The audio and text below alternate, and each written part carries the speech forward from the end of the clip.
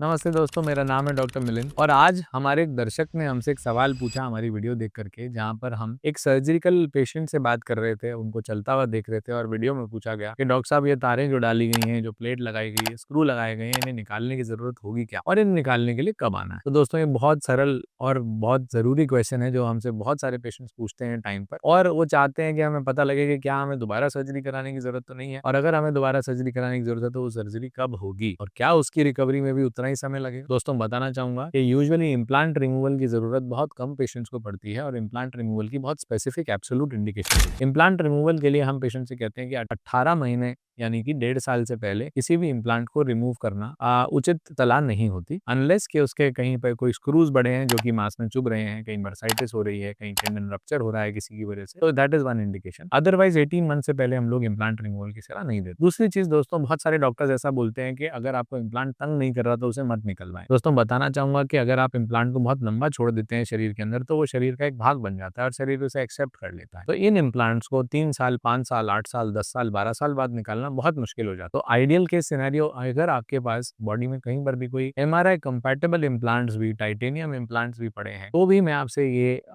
अनुरोध करूंगा कि अपने इम्प्लांट्स को, अगर वो एक अनकॉम्प्लिकेटेड सिंपल केस है, तो 18 महीने के बाद अपने सर्जन से जाकर जरूर मिलें और उनसे पूछें कि क्या इस इम्प्लांट को रिटेन किया जा सकता है और आगे आने वाले समय में इस इम्प्लांट को रिटेन करने की क्या इम्प्लीकेशन। दोस्तों बताना चाहूंगा, ज्यादातर सर्जन आपको ये कहेंगे कि अगर इम्प्लांट तंग नहीं कर रहा है तो निकालने की जरूरत नहीं है। बट ऐसे हम बहुत सारे केसेस आजकल देखते हैं जहाँ पर नी रिप्लेसमेंट की जरूरत है और सांथल के अंदर रॉड पड़ी है। ऐसे केसेस के अंदर फिर हमें सीटी गाइडेड या रोबोटिक नेविगेशन से ही ये केसेस करने पड़ते हैं। तो हमारे लिए कुछ कंस्ट्रेंट्स रहते हैं वहां पर। इसी तरीके से जैसे कई बार ऐसा होता है कि स्टेनलेस स्टील का कोई इम्प्लांट डलाया और पेशेंट को एमआरआई की जरूरत पड़ जाती है, तो उसे पहले वो इम्प्लांट निकलवाना पड़ता है और कई बार ऐसी सिचुएशंस होती हैं जैसे कि किसी को लकवा हो गया, किसी को स्ट्रोक हो गया और उन पेशेंट्स की एमआरआई इसलिए नहीं हो पा रही क्योंकि उनको हाथ में मेटल इम्प्लांट्स पड़े हैं। It becomes very difficult for the doctor to treat that. तो मैं बताना चाहूंगा दोस्तों कि ऐसी इमरजेंसी किसी के साथ कभी भी हो सकती है। एल्डरली एज ग्रुप में ऐसी इमरजेंसीज के होने के चांसेस थोड़े बढ़ जाते हैं। तो आप अपने डॉक्टर से, जिन्होंने भी आपकी सर्जरी की है और आपको मेटल का कोई भी इम्प्लांट लगा है, उनसे जाकर के परामर्श जरूर लें कि क्या मेरे इम्प्लांट्स एमआरआई और सीटी कंपैटिबल हैं। वन सेकंड थिंग कि क्या इन्हें निकलवाने की जरूरत है और अगर इन्हें निकलवाना है तो कब निकल। दोस्तों एक और वीडियो के अंदर हम लोग बात करेंगे इस बारे में कि रिकवरी पैटर्न, सर्जरी जो प्राइमरी सर्जरी हुई है यानी कि जब हमारी हड्डी टूटी थी और हमारे को प्लेट लगी थी, तब रिकवरी में कितना समय लगेगा और अब जब हम इम्प्लांट रिमूवल कर रहे हैं उस समय में हमें कितना समय लगेगा रिकवरी। दोस्तों उम्मीद करता हूँ वीडियो पसंद आया होगा। ऐसी वीडियोस के लिए लाइक सब्सक्राइब जरूर करें।